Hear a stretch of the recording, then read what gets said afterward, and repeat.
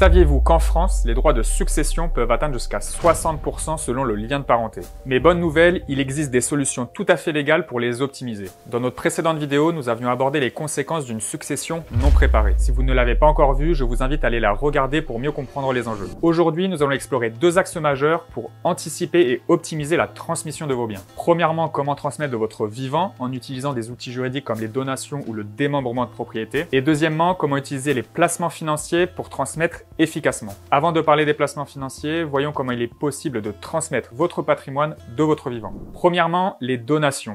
C'est l'outil idéal pour commencer à transmettre son patrimoine. Chaque parent peut donner à ses enfants jusqu'à 100 000 € et ce sans droit de donation. Et cet abattement est renouvelable tous les 15 ans. Autrement dit, un couple avec 2 enfants peut transmettre jusqu'à 400 000 € sans droit, et ceci tous les 15 ans. Il existe un abattement spécifique selon le lien de parenté. Si vous souhaitez donner à votre petit-fils, vous aurez un abattement de 31 865 €. Si vous souhaitez donner à votre frère ou à votre sœur, vous aurez un abattement de 15 932 €.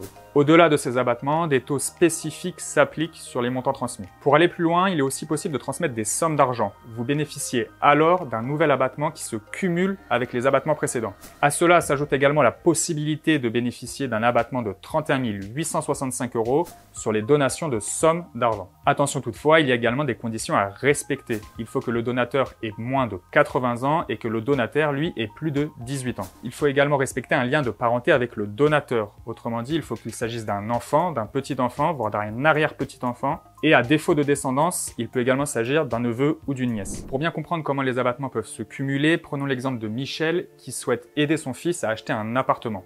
Il peut lui faire un don de somme d'argent à hauteur de 31 865 € et ensuite lui faire une donation classique à hauteur également de 31 865 €. Résultat, son petit-fils va pouvoir récupérer 63 730 € pour financer son achat immobilier et ce sans droit. Enfin, une autre excellente stratégie pour anticiper la transmission de son patrimoine, c'est le démembrement de propriété. En effet, vous pouvez très bien donner la nue propriété d'un bien que vous détenez tout en conservant l'usufruit. Autrement dit, l'usufruit vous permettra de continuer à percevoir les loyers et également de continuer à utiliser le bien. L'avantage, c'est qu'en cas de donation, les droits ne sont pas calculés sur la valeur de la pleine propriété, mais uniquement sur la quote-part de nue propriété. C'est un barème spécifique qui s'applique, on vous l'affiche tout de suite à l'écran, donc n'hésitez pas à faire pause pour le comprendre plus en détail. Par exemple, si vous avez 55 ans et que vous donnez un bien immobilier d'une valeur de 100 000 €, la valeur retenue pour la donation ne sera que de 50%.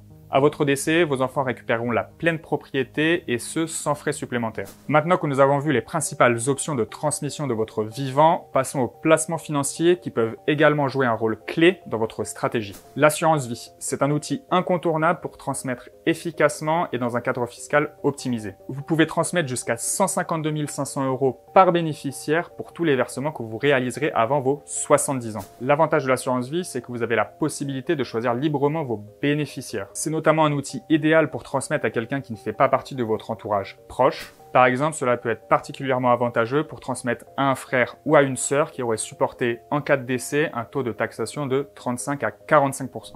Deuxième outil très utile dans le cadre de la transmission, c'est le contrat de capitalisation. En cours de vie, il fonctionne de la même façon qu'un contrat d'assurance vie, mais par contre la différence principale se fait au moment du décès.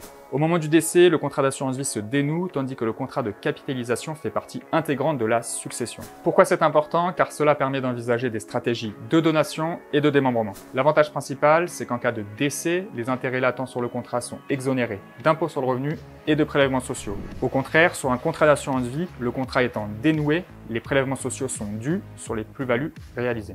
Avec une stratégie bien ficelée, cela peut représenter des économies significatives. Troisième solution envisageable, c'est le plan d'épargne retraite. Il permet principalement de financer une partie de sa retraite, mais c'est un outil aussi intéressant pour optimiser votre transmission. Il constitue notamment un excellent outil de protection du conjoint survivant. En effet, si le conjoint est désigné bénéficiaire du plan d'épargne retraite, il va pouvoir recevoir un capital exonéré d'impôts sur le revenu et de prélèvements sociaux.